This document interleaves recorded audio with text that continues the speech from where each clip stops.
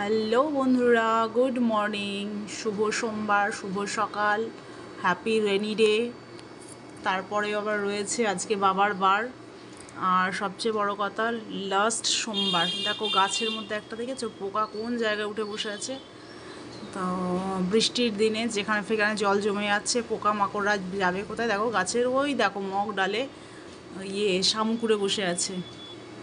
তো আজকে আমি অনেক সকালে উঠেছি, প্রায় 4:30 নাগাদ উঠেছি। উঠে মুখ টুক ধুয়ে চা ফা খাওয়াও হয়ে গেছে, দিয়ে কিছুটা ময়দাও মেখে নিয়েছি লুচি করব বলে। তো এদিকে বেলা হয়ে গেছে, কড়াই গরম করতে দিয়ে দিয়েছি। আমি এবার ভাবছি যে লুচিটা করার আগে সুজিটা একটু ভেজে নেব, ঘি দিয়ে একটু সুজিটা ভেজে নিই, সেই কড়াইতেই আবার লুচিটা করে নেবো, তাতে ঘিয়ের গন্ধও আসবে, বেশ ভালো লাগবে। একটু ঘি চপচপ করেই দিয়েছি, একটু লাল লাল করে ভেজে নিই, দিয়ে দুধ দিয়ে সিমুই করে নেবো, সুজির হালুয়া আর কি।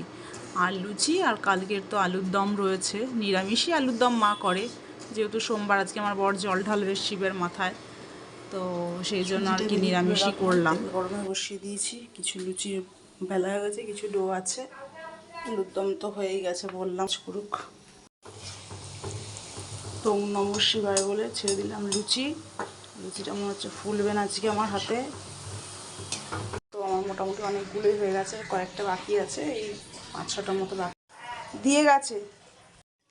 তো হ্যাঁ, যেটা বলছিলাম, তো সকালবেলা উঠে একটুখানি পড়েও নিলাম। অনেক দিন পড়াশোনা বইয়ের মধ্যে সম্পর্কের মধ্যে ছিলাম না, মানে বইপত্র প্রায় শিখেই তুলে দিয়েছিলাম। যেহেতু আগস্ট মাসের আজকে 17 তারিখ হয়েই গেল, এবার পড়াশোনাটা না করলে তো হবে না।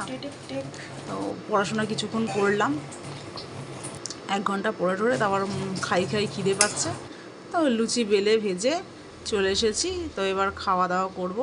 তো লুচি আর হালুয়া আজকে আমাদের মেনু। তো ঠিক আছে বন্ধুরা, চলো টাটা।